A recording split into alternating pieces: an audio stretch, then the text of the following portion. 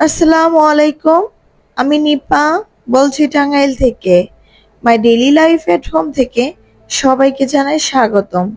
দূরে কাছে, দেশ এবং দেশের বাইরে থেকে যে যেখান থেকে আমার ভিডিওটি দেখছেন, আশা করি সবাই ভালো আছেন। আলহামদুলিল্লাহ, আমরাও ভালো আছি। আজকের ভিডিওটা শুরু করেছি বিকেলবেলা থেকে। বাহিরে গিয়েছিলাম কিছু কেনাকাটা করার জন্য। সেইখান থেকে কেনাকাটা করে নিয়ে আসছে কিছু শুকনো খাবার, জিনিসপত্র।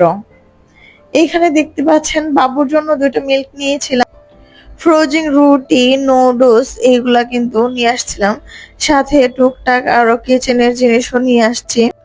দেওয়ালে টানানোর জন্য কিছু হুক নিয়ে আসছিলাম। সাথে সরিষার তেলও নিয়ে আসছি। তো এদিকে আমার মেয়ে আবার পছন্দ করেছে এই বিটিএস, এজন্যই নিয়ে আসলাম তার জন্য বিটিএস। সে নিজে থেকে চয়েস করে নিয়ে আসছে। বিটিএস নাকি তার খুবই ভালো লাগে। আর এখানে নিয়ে আসছিলাম একটু সিয়াসিড। সিয়াসিড খাওয়া নাকি অনেক উপকার। এটা খেলে নাকি গ্যাস্ট্রিকের সমস্যা দূর হয়ে যায়, বদহজম থেকে রক্ষা পাওয়া যায়, আরো অনেক কিছু নাকি আছে। এজন্যই নিয়ে আসা, দেখি কয়েকদিন খেয়ে কেমন হয়। ফ্রিজ থেকে ফ্রোজিং করা রুটিগুলো বের করে নিয়েছি। কি সুন্দর করে ওনারা এই রুটিগুলা প্যাক করেছে, দেখতেই কিন্তু ভালো লাগতেছে। আর এই পরোটা খেতে কিন্তু ভীষণই মজা লাগে। এটা তেল দিয়ে ইউজ করা যায়, আবার তেল ছাড়াও কিন্তু খাওয়া যায়। এক একটার কিন্তু এক এক রকম স্বাদ। তো তেল ছাড়াটাই খাওয়া মনে হয় বেশি ভালো, যেহেতু বাইরের খাবার কিন্তু এমনিতেই খাওয়া ঠিক না। সবকিছুর মধ্যেই কিন্তু একটু না একটু ঝামেলা থেকেই থাকে। তো তারপরেও কিন্তু আমরা বাইরের খাবার ছাড়তে পারি না, যত খারাপই থাক না কেন আমাদেরকে কিন্তু খেয়ে নিতে হবে। তো এইদিকে আমি পরোটাগুলো ভেজে নিচ্ছিলাম। আমি তেল দিয়ে একটু ভেজে নিচ্ছি, যেহেতু আমার মেয়ে তেল দিয়ে পরোটা খেতে বেশি পছন্দ করে, তার জন্যই এরকম করে ভাজা। আমি যদি রুটি বানাই তাহলেও আমার রুটি ফুলে না। আর এই পরোটাগুলো যে ভাজতেছি এইগুলাও কিন্তু ফুলে না। তো কি আর করার, এভাবেই ভেজে নিচ্ছি। আর এগুলা কিন্তু একটু বরফ ছিলে।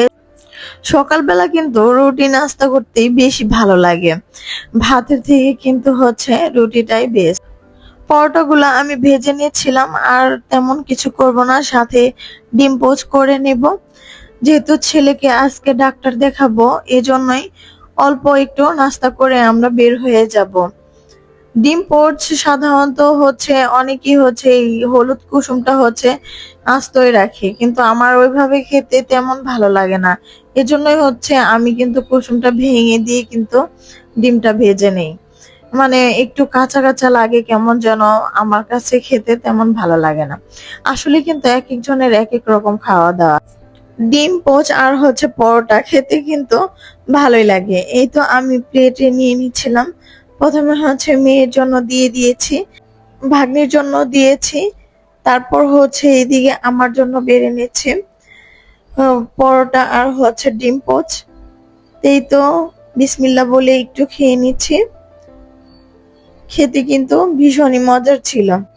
ছেলেকে ডাক্তার দেখিয়ে চলে আসছি বাসায়, যেহেতু আজকে কিছু মেহমান আসবে, এজন্যই সবকিছু গুছিয়ে নিচ্ছিলাম। প্রথমেই বিছানাটাকে গুছিয়ে নেই, কারণ রুমে সৌন্দর্যই কিন্তু বিছানা। বিছানাটা যদি এলোমেলো হয়ে থাকে তাহলে কিন্তু দেখতে একদমই ভালো লাগে না। আমার বিছানা কিন্তু আমি হাজার চেষ্টা করলেও গুছিয়ে রাখতে পারি না, কারণ যেহেতু আমার ছোট বেবি আছে, এজন্য কিন্তু সে সবকিছু এলোমেলো করে দেয়। দেখা গেছে যে দিনের বেশিটা সময়ই বাবু বিছানাতেই থাকে, বিছানা বসে টিভি দেখে, ফোন দেখে। আর এখনকার বাচ্চাদের কথা কি বলবো, তারা তো টিভি ফোন ছাড়া কিছুই বোঝে না। যতই চেষ্টা করি হাতে ফোন দিব না, টিভি দেখাবো না, তারপরেও না দিয়ে পারাই যায় না। খাওয়া দাওয়া বন্ধ করে দেয়, বাধ্য হয়েই দিতে হয়। কোনো খেলনা দিয়ে খেলবে না, শুধু টিভি আর ফোন। আসলে মেহমান আসার আগে কিন্তু আমরা সবকিছুই গুছিয়ে নিই, পরিষ্কার করে নিই, যাতে নিজের বাসাটাকে একটু সুন্দর দেখায়। ঠিক তেমনি আমিও চেষ্টা করতেছি একটু গুছিয়ে রাখার জন্য। এদিকে হচ্ছে আমার বাবু ঘুমিয়েও গেছে, একটু রিল্যাক্সে কাজ করতে পারতেছি। সে যেহেতু ঘুমিয়ে গেছে, আজকে কিন্তু মেহমানদের জন্য অনেক রান্না বান্না করা হবে। তো এদিকে বাবু যেহেতু ঘুমিয়ে গেছে, বাবুর জন্য বিছানা করে দিচ্ছি। চলে যাব কিচেনে, খুবই ব্যস্ততার সময় পার করতেছি। তো এইদিকে কিন্তু আমার রান্না বান্না হয়ে গেছে। আমি কিন্তু হচ্ছে ভিডিও করার সময় পাইনি একদমই, খুবই ব্যস্ত ছিলাম। যার কারণে যা যা রান্না করেছি আমি কিন্তু তার ভিডিও করতে পারিনি। যখন খাবারগুলো টেবিলে রেখেছিলাম তখনই একটু ভিডিও করে নিচ্ছিলাম।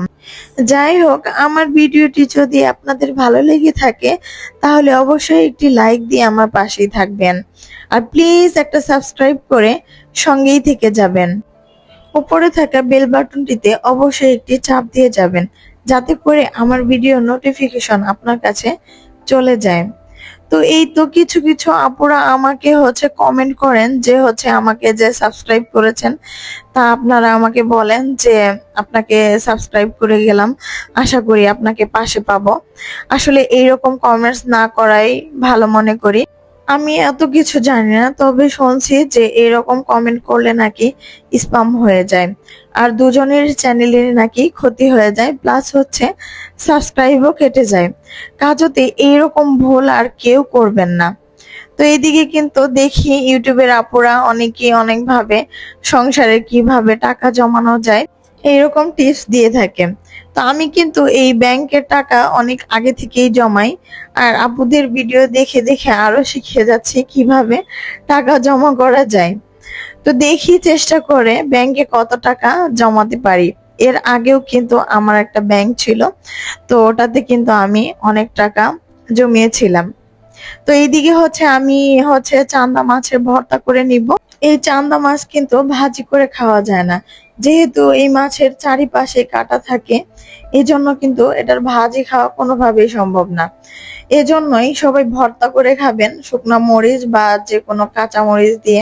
এই মাছগুলা কিন্তু আমার মা আমাদের জন্য পাঠিয়ে দিয়েছিল, একদম কুটে বেছে সুন্দর করে হচ্ছে আমার জন্য এগুলা পাঠিয়ে দিয়েছে, যেহেতু এইগুলার ভর্তা কিন্তু ভীষণ মজা, এজন্যই। আর এইগুলা কিন্তু আমি প্রথমে হচ্ছে এখানে একটু হলুদ দিয়ে নিয়েছিলাম, লবণ দিয়ে নিয়েছি, তারপর হচ্ছে তেলে নিয়ে ভেজে আমি হচ্ছে ভর্তা করে নিব।